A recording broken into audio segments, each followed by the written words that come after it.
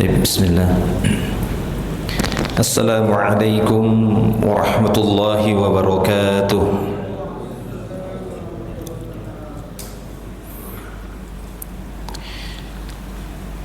إن الحمد لله نحمده ونستعينه ونستغفره ونتوب إليه ونعوذ بالله من شرور أنفسنا وسيئات أعمالنا. من يهده الله فلا مضل له ومن يضلل فلا هادي له. أشهد أن لا إله إلا الله وحده لا شريك له وأشهد أن محمدا عبده ورسوله. اللهم صل وسلم على رسول الله محمد صلى الله عليه وسلم وعلى آله وأصحابه ومن تبعهم بإحسان إلى يوم الدين. وقال الله تعالى: يا أيها الذين آمنوا اتقوا الله حق تقاته ولا تموتن إلا وأنتم مسلمون. أما بعد. Ma'asyiral muslimin wal muslimat rahimani wa rahimakumullah ajma'in. Alhamdulillah, segala puji hanya milik Allah tabaraka wa taala. Kita bersyukur kepadanya atas seluruh nikmat. Salawat dan salam untuk Nabi Muhammad sallallahu alaihi wasallam. Insyaallah malam hari ini kita akan melanjutkan kembali pembahasan yang ada di dalam kitab Mawsu'atul Manahij Syar'iyyah allafaha Syekh Abu Usamah Salim bin Id Al-Hilali hafizahullahu ta'ala. Dan pembahasan kita masih berkaitan dengan mawaqitus salat, berkaitan dengan waktu-waktu salat. Namun bercabang dari waktu salat ini pastinya ada yang dinamakan pengumuman masuknya waktu salat. Pengumuman masuknya waktu salat biasa dikenal dengan azan. Maka berikutnya kata beliau di sini, Kitabul Adzan, kita akan masuk di dalam pembahasan larangan-larangan seputar azan berkaitan dengan waktu-waktu salat, ya, awal waktu salat ataupun dari 5 waktu disyariatkan, diperintahkan untuk mengumandangkan azan. Azan secara bahasa adalah i'lan, pengumuman. Ya, azan adalah pengumuman. Sebagaimana secara umum kita fahami yang namanya mengumumkan adalah dengan mengeraskan suara. Itulah dia pengumuman. Nanti akan kita lihat beberapa faedah yang lainnya. Kemudian kata beliau di sini, di kitab yang ke-8 ini, Kitabul Adzan, di bab yang ke-86, bab sittah wa thamanin, bab yang ke-86, babun nahyi 'anil ijarati fil adzan. Bab yang ke-86 akan membahas tentang larangan mengambil upah dari azan. Larangan mengambil upah ataupun gaji dari tugas mengumandangkan azan. Kita bacakan terlebih dahulu hadisnya dan nanti insyaallah akan kita bacakan pula kandungan dari bab yang disampaikan oleh penulis di sini beserta beberapa faedah yang lainnya insyaallah. Taib. Penulis di sini membawakan 2 riwayat. Yang pertama dari Utsman ibni Abil As, an Utsman ibni Abil As radhiyallahu an qala, dari Utsman bin Abil As. Utsman bin Abil As. Ada yang pernah tahu siapa ini Utsman bin Abil As? Ada yang pernah tahu tentang biografinya? Siapa Utsman bin Abil As?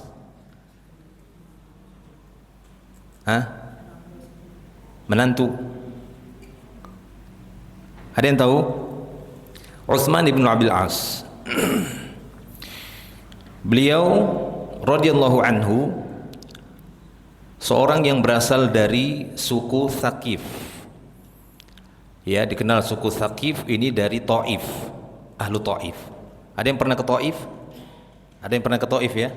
Tahu ya, Taif ya. Sekarang ramai orang yang umroh itu plus Taif. Di sana. Ya, adapun waqa'ah Taif ini, peristiwa perang Taif itu ada dua kejadian kalau dalam sejarah. Yang pertama awal-awal Islam, ketika Nabi Shallallahu Alaihi Wasallam dilempari. Yang kedua setelah Fathu Makkah, ada yang dinamakan perang Hunain, di mana waktu itu dua suku Hawazin dan Thaqif dikejar oleh Nabi Shallallahu Alaihi Wasallam dan pasukannya sampai ke Taif.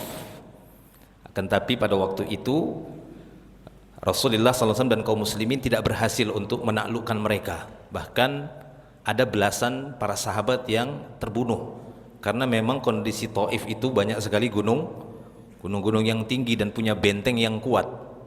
Akhirnya kembali, sehingga sampai satu saat ada delegasi wufud yang dikirim oleh penduduk Taif untuk mendatangi Madinah. Ada yang mengatakan peristiwanya itu masih di tahun yang sama, tahun Fathu Makkah. Tahun berapa Fathu Makkah? 8 Hijriah. Ya. Ada yang mengatakan peristiwa pengiriman delegasi dari orang-orang Taif tadi terjadinya di 9 Hijriah. Ala kulli hal, intinya satu rombongan utusan tadi, delegasi tadi mendatangi Nabi Shallallahu Alaihi Wasallam yang ada di Madinah pada waktu itu. Dan Utsman bin Abil As adalah di antara delegasi tadi yang paling muda umurnya, sekitar umur 20-an, ada yang mengatakan 25, 26, 27, intinya tidak sampai lewat dari 30, 20-an umur dia pada waktu itu. Dan dia di antara ya anggota delegasi tadi, utusan dari Ahlu Taif yang paling muda. Dia paling muda. Sesampainya di kota Madinah, terlihat semangat dan kecerdasan Utsman bin Abil As ini. Ya, dia cepat di dalam mengambil ilmu dari Nabi Shallallahu Alaihi Wasallam. Demikian juga ayat demi ayat itu cepat dia hafalkan. Bahkan dia manfaatkan waktunya untuk mendatangi salah satu qari'nya Nabi, Ubay bin Ka'ab. Dia talaki dengan Ubay bin Ka'ab. Ubay bin Ka'ab membaca, langsung dihafalkan sama dia. Sehingga banyak para sahabat sangat takjub dengan pemuda ini. Demikian juga Abu Bakar As-Siddiq. Dia menganjurkan kepada Nabi SAW agar Nabi mengangkat dia sebagai amir utama di Taif. Ya, karena kecerdasannya, kepintarannya, dan semangatnya. Dan dia cepat di dalam menguasai Al-Quran yang telah diturunkan kepada Nabi SAW. Nah, nanti ada kaitannya dengan riwayat ini. Kita bacakan, jelas ya. Beliau wafatnya, ada yang mengatakan tahun, ahli sejarah mengatakan tahun 51 Hijriah. Ya, tahun 51 Hijriah. Dia masih hidup di masa kekhalifahan Abu Bakar, di masa kekhalifahannya Umar, dan terakhir dia tinggal di Basrah. Bahkan di masa kekhalifahan Umar ibn Khattab. Umar ibn Khattab, ya, Umar bin Khattab itu berkeinginan agar Utsman bin Abil As ini diangkat menjadi amir di Basrah, atau mengatakan di Bahrain dan Oman pada waktu itu. Tapi dia segan karena yang mengangkat Utsman bin Abil As ini di Taif adalah Rasulullah Sallallahu Alaihi Wasallam. Dia mengirimkan surat waktu itu ke Utsman bin Abil As dan disetujui, sehingga dia menjadi pemimpin Oman, Bahrain waktu itu, ya, Bahrain waktu itu, dan Basrah. Taib, ya. Nah, kemudian kita bacakan hadisnya. An Utsman ibn Abil As, dari Utsman bin Abil As Ats-Tsaqafi, ya, dari Tsaqif At-Taifi.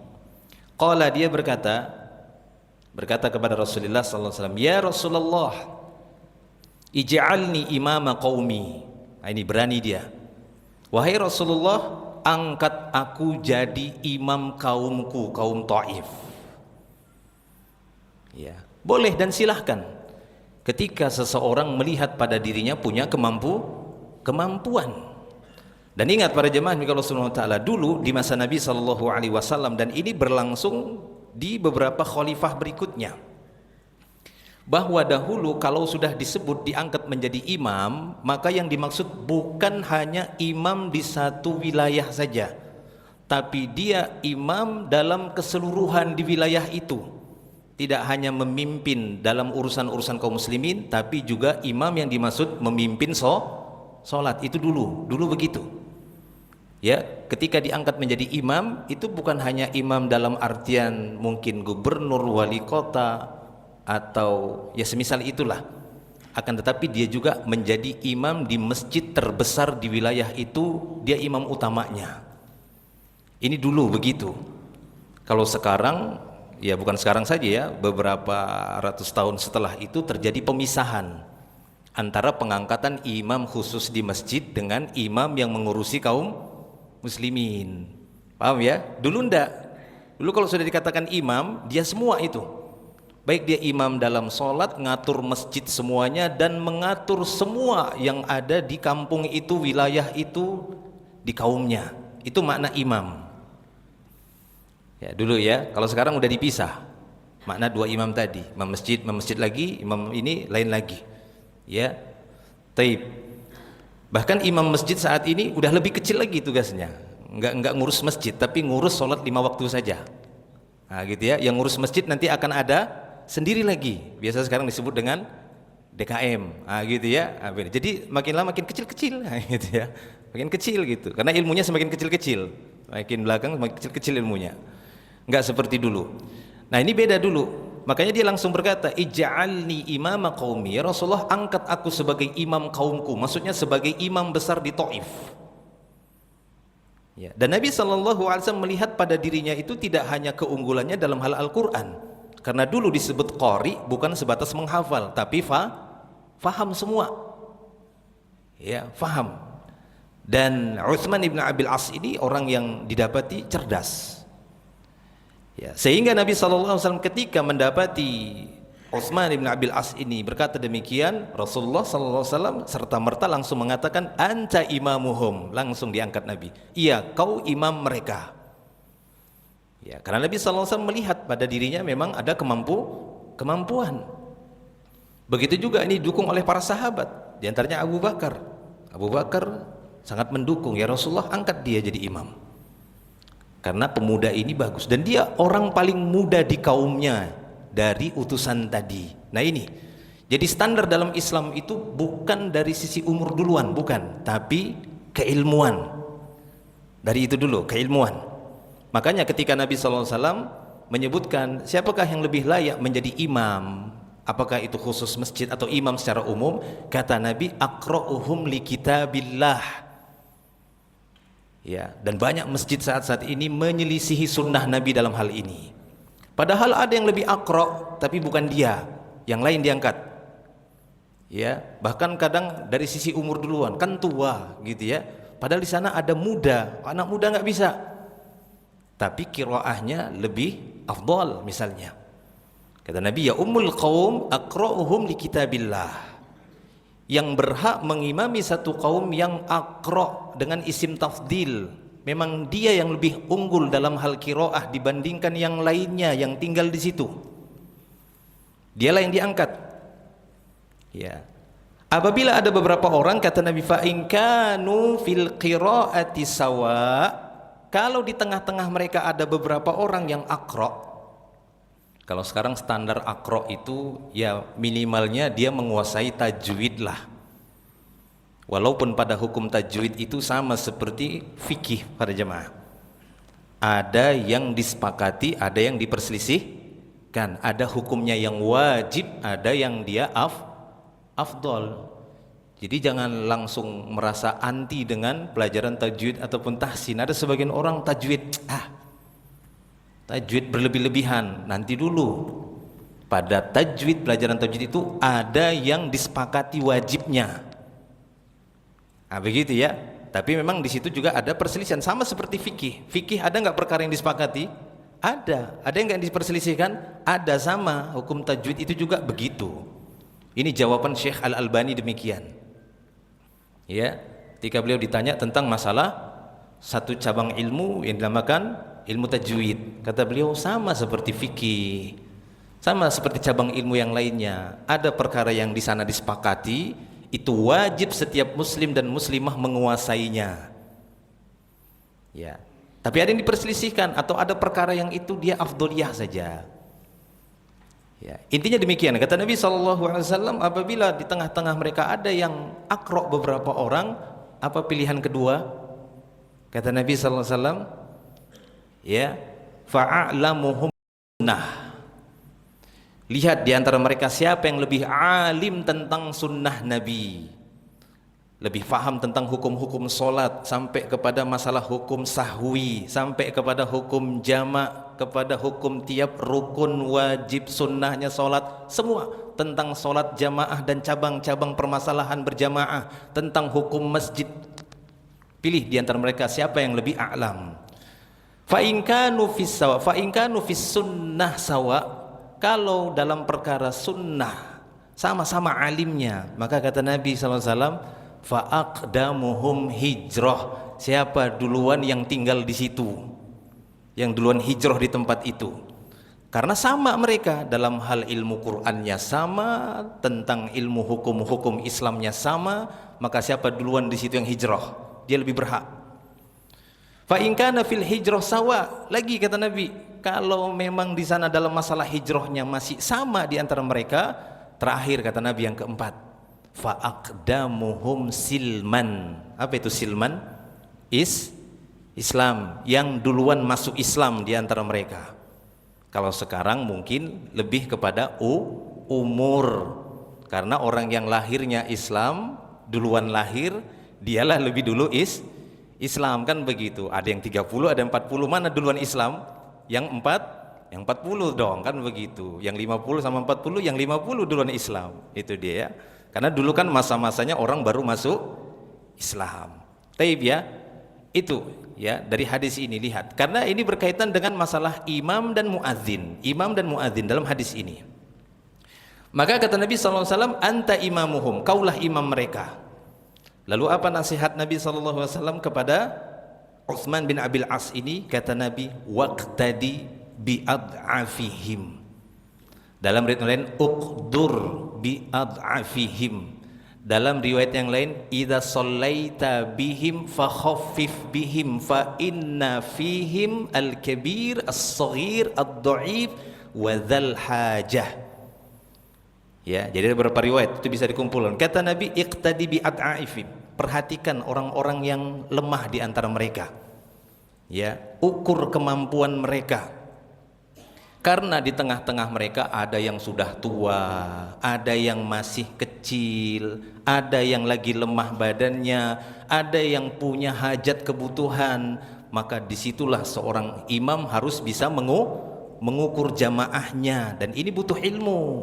Makanya tadi Nabi sampai mengatakan yang duluan Islam, duluan hijrah, yang lebih mendalam ilmunya, supaya dia bisa mengukur nantinya ini sudah bisa iqamat atau belum. Kan itu hak imam untuk iqamat ya. Kalau azan itu haknya muadzin. Makanya dalam hadis yang lain Nabi SAW mengatakan, al-imamu dhamin wal muadzinu mu'taman, Allahumma arsyidil a'immah waghfir lil muadzinin. Sesungguhnya imam itu yang menanggung semuanya. Dhamin itu seperti orang yang menanggung hutang. Saya pokoknya yang jamin hutangnya, kan begitu. Ada orang berhutang, saya dhamin. Si A berhutang, lalu saya katakan, saya dhaminnya. Itu dia. Saya jamin. Saya nanti kalau ada apa-apa saya yang lunasi, gitu maksudnya. Al-imamu dhamin. Karena kekurangan-kekurangan dari sholatnya makmum, siapa yang tanggung? Imam. Dia yang tanggung. Makanya harus yang lebih afdol dia. Harus paling bagus sholatnya, paling bagus bacaannya. Karena dia yang nanggung. Ya, ada kekurangan-kekurangan pada makmum. Misalnya lupa dia baca Subhana Rabbiyal Azim lagi ruku, ngayal dia, Allahu Akbar. Ngayal dia ruku. Siapa yang tanggung ini kekurangan makmum? Imam. Nah gitu. Ya. Wal muadzin mu'taman, dan muadzin itu pemegang amanah. Maksudnya apa? Waktu sholat, bukan iqamat, waktu sholat. Awal dia waktu sholat. Sehingga kata Nabi SAW, Allahumma arsyidil a'immah, ya Allah luruskanlah para imam-imam ini. Kata para ulama, kenapa Nabi SAW meminta kepada Allah agar para imam ini dikasih ar-rushd, dikasih sikap lurus? Karena kecenderungan seorang pemimpin kepada kezaliman. Biasanya manusia kalau udah diangkat jadi pemimpin itu pujungan, kata orang sini.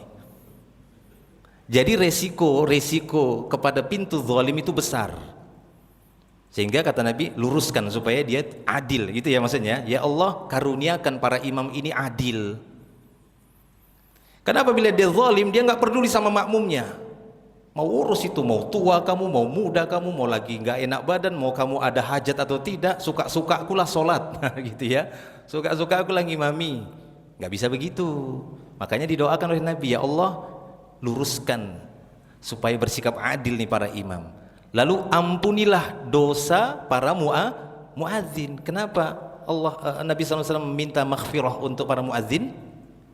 Karena itu tadi, kadang-kadang kiding-kiding kata orang.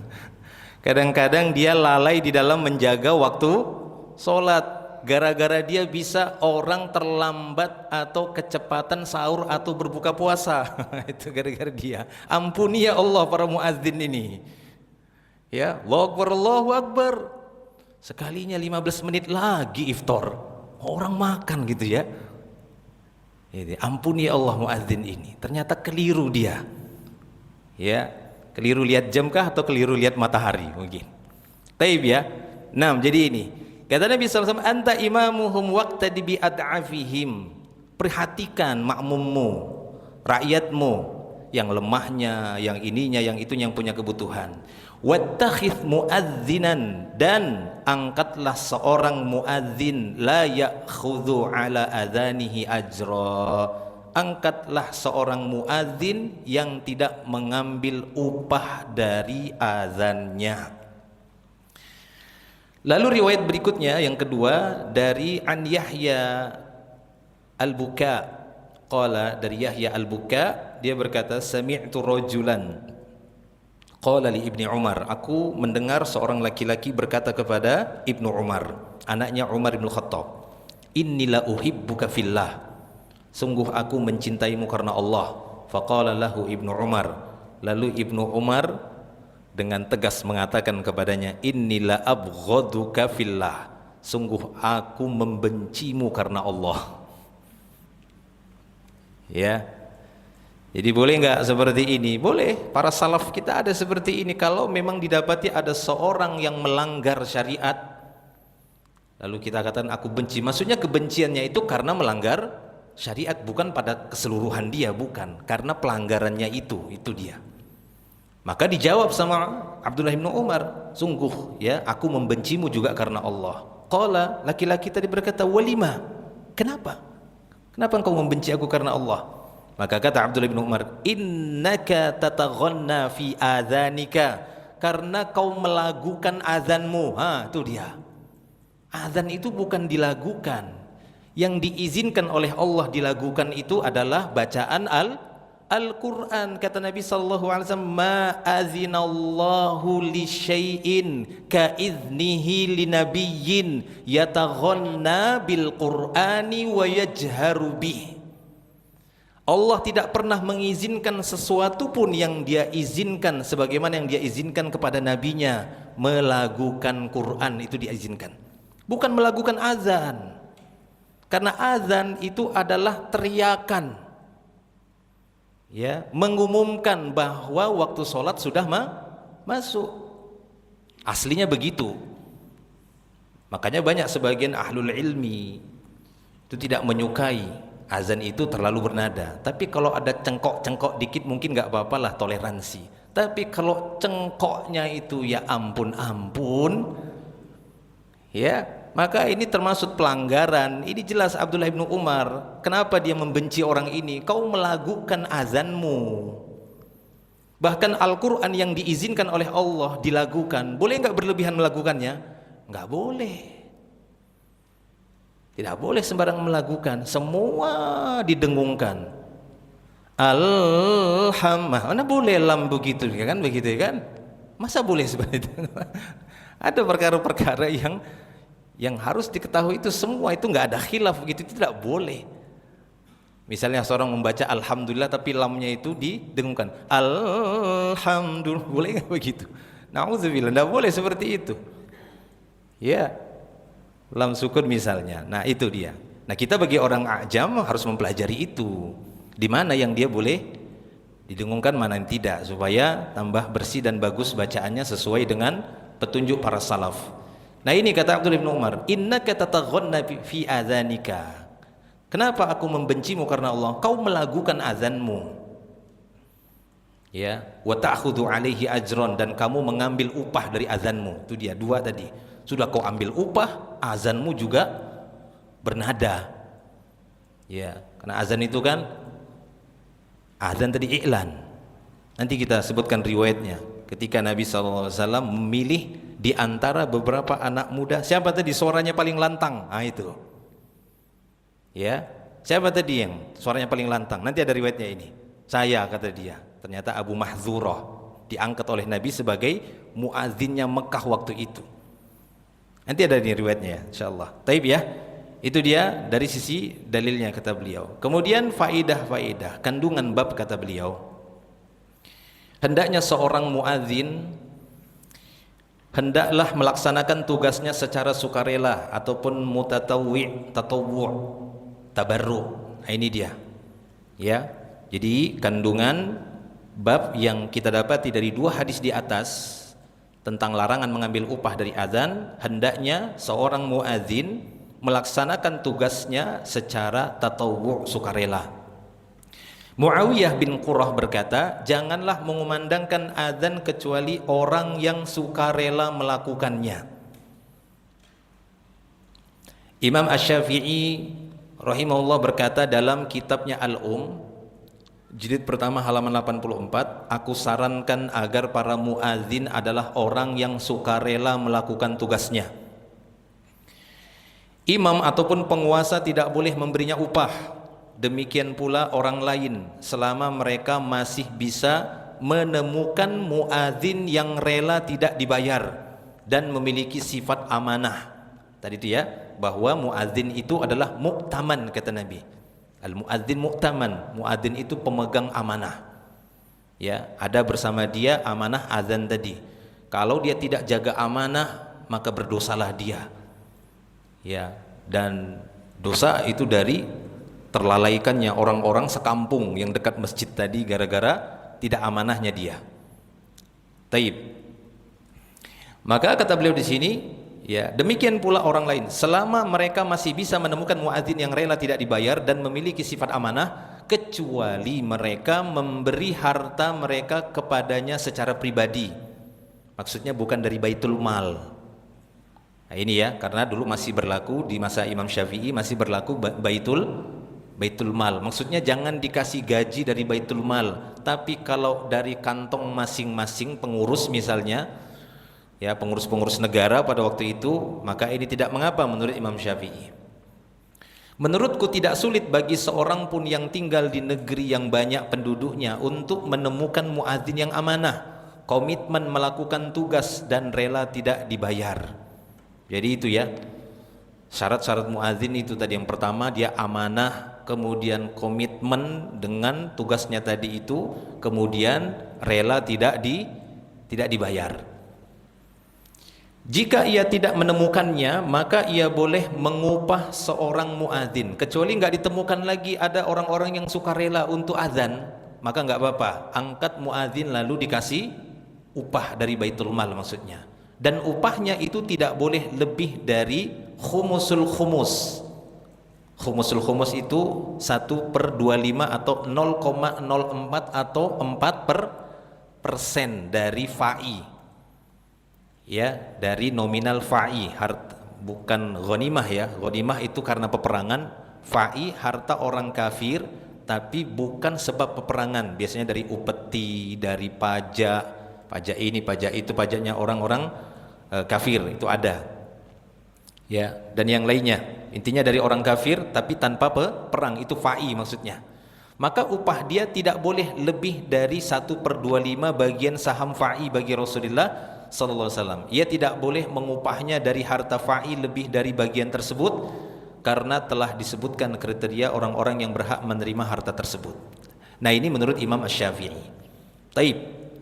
Kemudian kandungan bab yang kedua, kata beliau, haram hukumnya mengangkat muadzin yang tujuannya mencari uang, berdasarkan hadis yang sudah jelas dari Utsman bin Abil As tadi.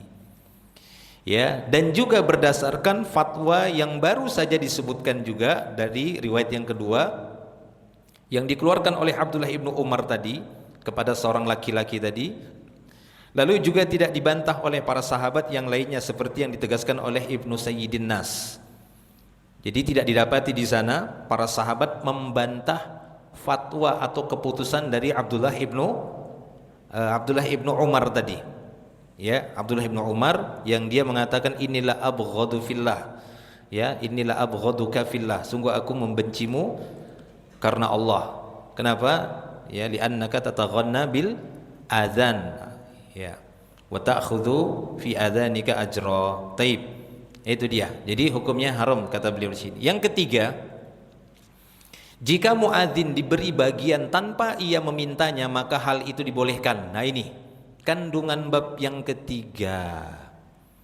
Apabila muadzin tersebut tidak meminta upah dari awal kesediaannya untuk bertugas sebagai muadzin, dia rela, sukarela, kemudian diserahkan kepadanya ya sebagian harta, hadiah ataukah uang misalnya atau selainnya itu, maka ini sah-sah saja, karena yang dimaksud upah, ujroh atau ijaroh tadi apabila disepakati dari awal. Ya, kalau tidak disepakati dari awal maka itu bukan upah namanya, itu sukarela juga pemberiannya. Ya, sama saja seorang datang, Pak, ini karung-karung ini kupindahkan ke sana ya. Mau Pak, siap saya. Ya sudah, diangkat sama dia sampai selesai karung-karung itu diangkat. Begitu selesai, udah selesai Pak. Ya udah.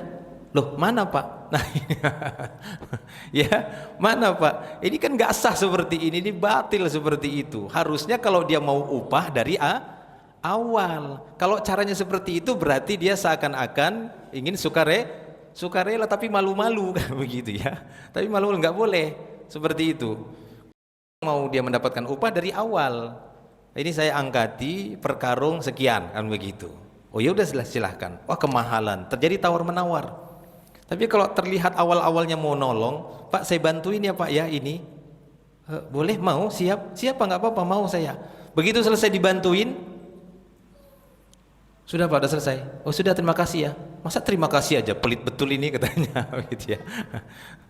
Ya ini salah gitu, karena ada akad itu namanya akad tatawu, ada akad tabarru ya. Ada akad tabarru, ada akad tijarah. Nah itu dia. Taib ya. Nah maka kalau dia tidak meminta upah di awal lalu diberikan kepadanya sesuatu, maka ini dibolehkan saja. Ini berdasarkan hadis dari Abu Mahdzurah. Nah, ini perhatikan. Hadis dari Abu Mahdzurah, muadzin Rasulullah yang ditugaskan sebagai muadzin di kota Makkah pada waktu itu.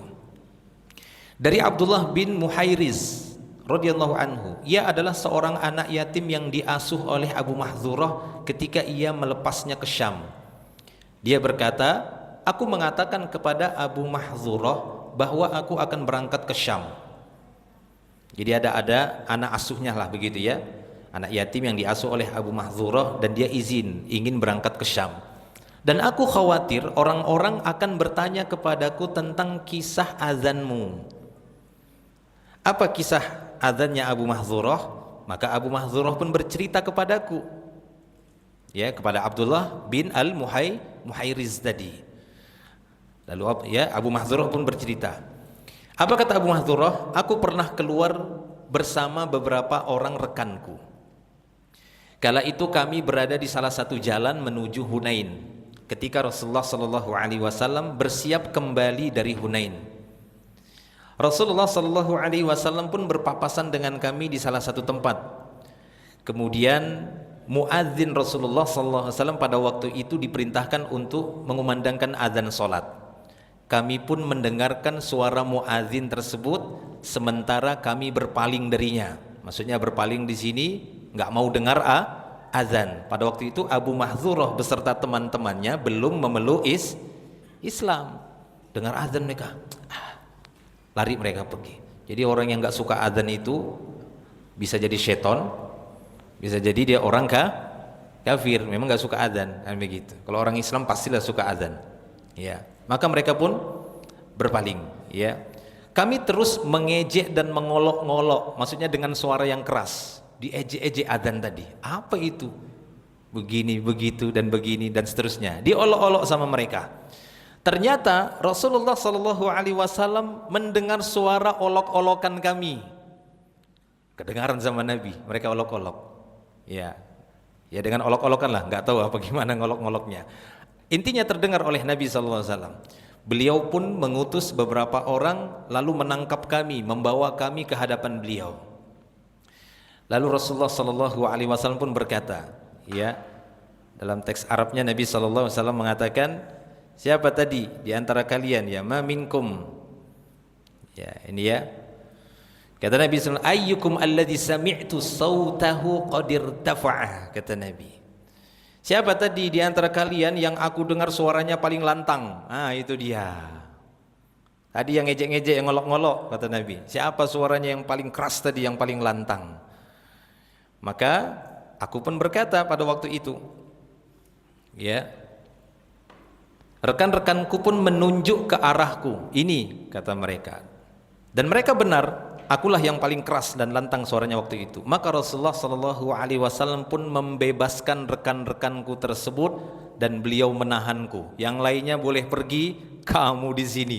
Waduh, ini mungkin kalau ya dilihat kondisinya mungkin dia, waduh, ini selesai, mungkin aku mau dipenggal kali ini ya, gitu ya, karena aku paling lantang suaranya, yang lainnya dibebaskan, kok aku malah ditahan. Lalu Rasulullah Shallallahu Alaihi Wasallam pun berkata, bangkit dan serukan azan. Maka aku pun bangkit dan Rasulullah yang langsung mengajariku lafal-lafal azan. Pas pula azan ini. Masuk sudah waktunya? Belum? Lalu diajari. Tapi ada dua riwayat ya, azannya Abu Mahdzurah. Satu riwayat itu ada 17 kata, satu riwayat ada 19. Ya, yang 17 itu Allahu Akbarnya 2 kali, yang 19 Allahu Akbarnya 4 kali, dan terjadi tarji itu pada kalimat asyhadu an la ilaha illallah, asyhadu an la ilaha illallah, asyhadu anna Muhammad Rasulullah, asyhadu anna Muhammad Rasulullah. Biasa gitu ya, itu kan Bilal. Ini ulangi lagi, asyhadu an la ilaha illallah, asyhadu an la ilaha illallah, asyhadu anna Muhammad Rasulullah, asyhadu anna Muhammad Rasulullah. Ini sama, dua riwayat itu. Yang berbeda nanti itu adalah Allahu Akbarnya. Ada satu riwayat mengatakan 4 kali, riwayat yang lainnya itu 2. Nah ini 2 kali yang ini. Allahu Akbar, Allahu Akbar. Nah 2 kali aja. Ya, kalau riwayat yang lain 4 kali. Kalau riwayat dari Bilal itu 4 kali. Riwayat Abdullah ibnu Umar itu 2 kali juga. Nah itu ya. Jadi ada 4 cara azan gitu ya. Beda-beda lafalnya. Lebih afdol kata para ulama berganti-ganti. Ya, untuk menghidupkan kembali sunnah. Jika memang di sana tidak ada mafsadat. Kalau gara-gara itu perang kaum muslimin, tidak usah, satu aja. Nah, begitu ya. Tapi kalau tidak, maka menghidupkan sunnah itu lebih afdal. Nah, itu ya. Ada yang 2 kali aja dia. Ini Abu Mahdzurah itu. Tadi tarji' namanya. Nah, itu ya. Kemudian terakhir juga Allahu Akbar, la ilaha illallah itu sekali. Taib. Nah, itu diajari oleh Nabi SAW di sini ya. Setelah mengumandangkan azan, Rasulullah SAW pun memanggilku dan memberiku sebuah kantong berisi perak. Nah lihat, ya, tidak ada akadnya di awal, tapi setelah azan dikasih semacam hadiah ataupun uang, 1 kantong ya berisi perak. Aku pun berkata, wahai Rasulullah, angkatlah aku sebagai muadzin di Mekah. Lalu Rasulullah SAW berkata, aku telah mengangkatmu sebagai muadzin di sana. Maka aku pun menemui Attab bin Asid, wali kota Mekah pada waktu itu yang ditunjuk oleh Rasulullah, dan aku pun bertugas sebagai muadzinnya di sana atas perintah Rasulullah. Kenapa Rasulullah mengangkat dia? Karena di antara rekan-rekannya yang paling lantang suaranya. Ya, jadi nanti kalau mau nyeleksi muadzin itu siapa yang paling lantang suaranya kan begitu, nah suruh adzan. Sudah masuk nih waktunya? Sudah ya? Waktu Isya udah masuk. Adzan aja dulu ya muadzinnya. Sedikit lagi nih ya kita bacakan kembali dan akan kita jelaskan seringkasnya insyaallah. Baik para jemaah Allah Subhanahu wa taala. Kita masih lanjutkan di sini ya. Jadi terakhir tadi kata beliau di sini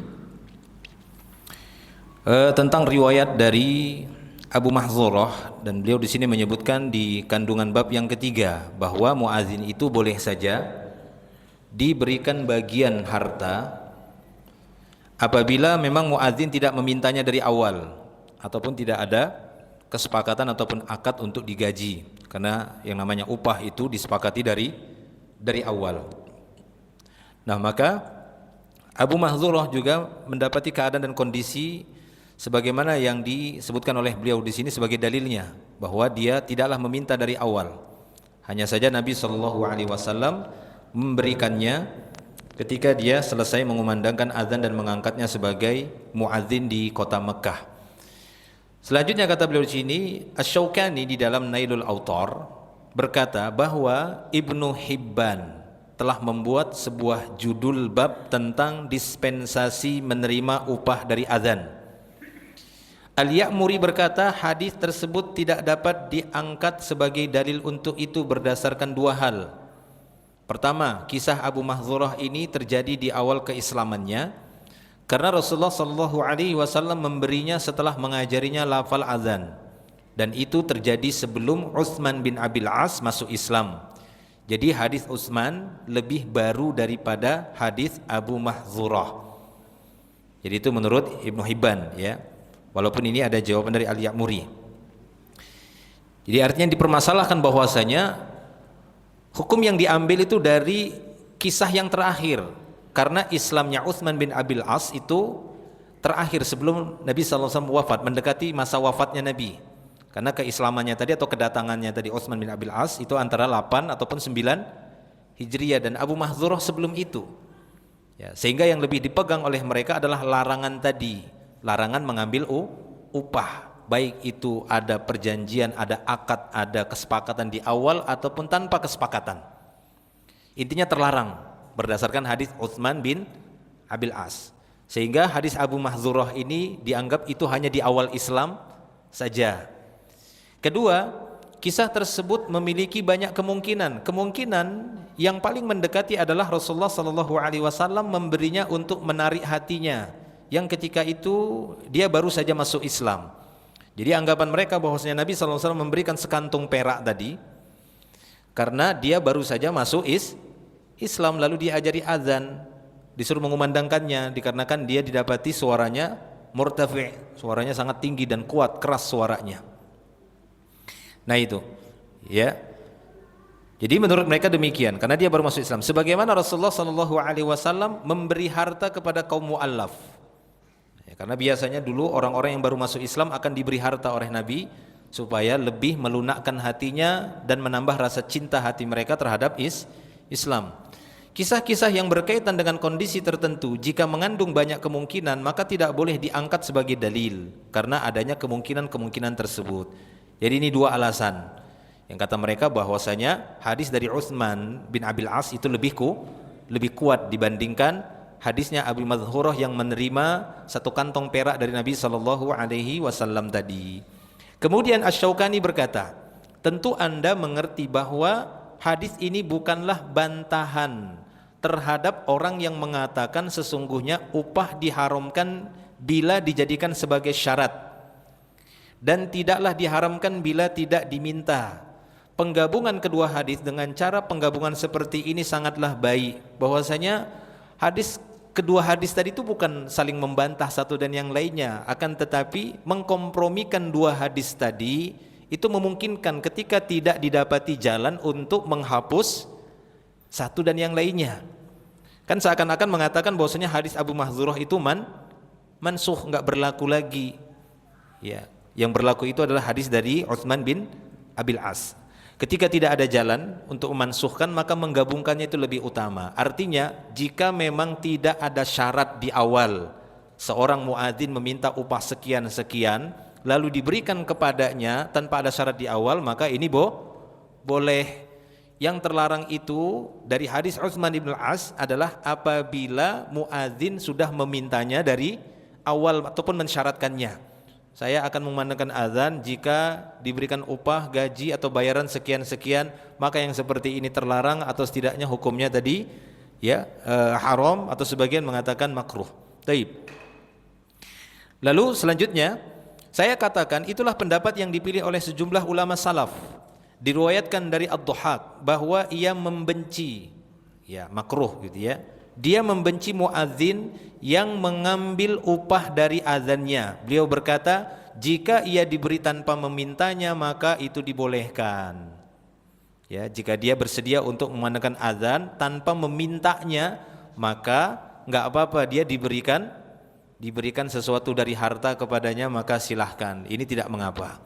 Al-Auza'i juga berkata, upah hukumnya makruh, namun ja'al ataupun hadiah ataupun pemberian tidaklah mengapa. Jadi itu yang dimaksud yang terlarang ataupun yang makruh atau yang haram kata para ulama, jika dia upah ujroh yang diminta dari azannya tadi. Ya, dia syaratkan dari awal. Adapun tidak ada, tanpa ada syarat dari awal, tanpa ada permintaan dari awal, kesepakatan untuk diberikan sekian-sekian dari azannya, maka dia diberikan setelah itu tanpa ada syarat tadi. Taib, wallahu a'lam bishawab. Terakhir yang keempat, kandungan bab yang keempat, kata beliau, salah satu permasalahan aktual yang kita hadapi belakangan ini adalah para muadzin yang mengkhususkan diri dengan tugasnya ditanggung kehidupannya oleh instansi ataupun pihak yang mengatur urusan kaum muslimin. Mereka memberi gaji khusus bagi para muadzin tersebut. Maka dari itu, bagi yang mengkhususkan diri bertugas sebagai muadzin dan mengurus masjid, maka tidaklah mengapa diberikan gaji. Artinya tugasnya bukan hanya sebatas azan, tapi dia harus mengurusin masjid. Sekarang kita biasa menyebutnya dengan apa? Kalau di Sumatera nazir. Ya di sini apa bilangnya? Marbot. Bahasa apa itu? Hah? Nazir itu kan dari kata nazoro, memang tukang perhatiin dia gitu ya. Di sini marbot. Itu bahasa apa ya marbot? Enggak tahu juga. Sama, enggak tahu juga marbot ya. Taib ya, demikian. Jadi kalau ada seorang yang ditugaskan, dia tidak hanya azan saja, tapi tugasnya itu banyak waktunya di masjid, ngurus masjid misalnya, atau bahasa kita itu marbot di sini kan begitu. Saya juga bingung itu singkatan kah atau bahasa asli itu ya. Marbotun kah apa? Mungkin marbut, orang yang diikat kali ya, dari kata robato ya, marbutun fil masjid. Orang yang diikat memang waktunya banyak di masjid, mungkin itu. Jadi mungkin saja, saya juga nggak tahu itu sejarahnya. Coba cari-cari nanti. Mungkin saja marbutun ya. Taib.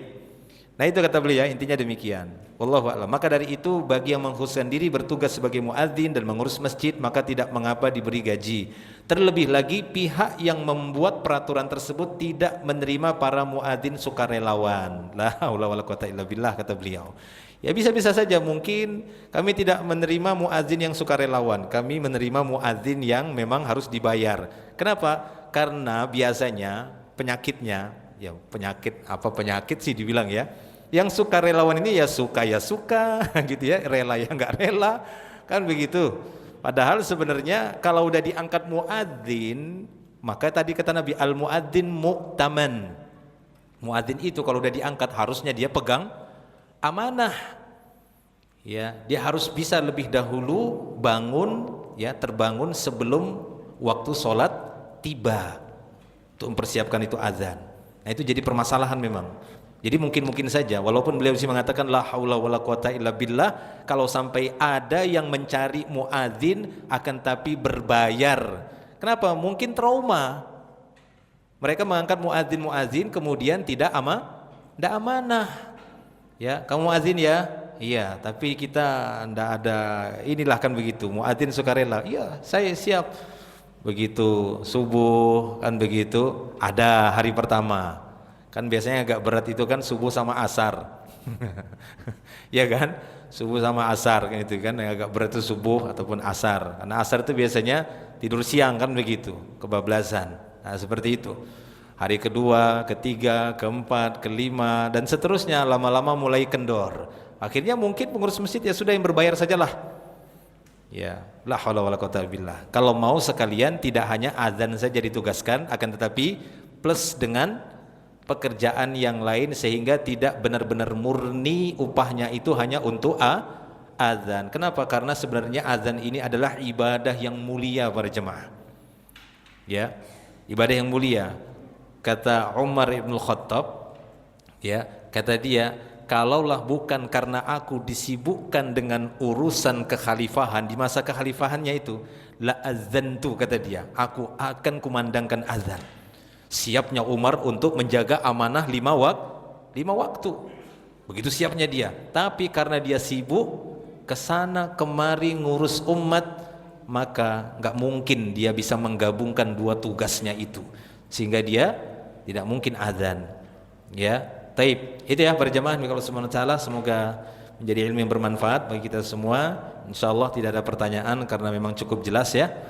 Tapi kalau ada nanti mungkin bisa ditulis saja, nanti bisa diajukan sehingga kita bisa manfaatkan waktu ya untuk menjawab pertanyaan. Nanti insyaallah kita lanjut lagi di pembahasan berikutnya, di pertemuan berikutnya.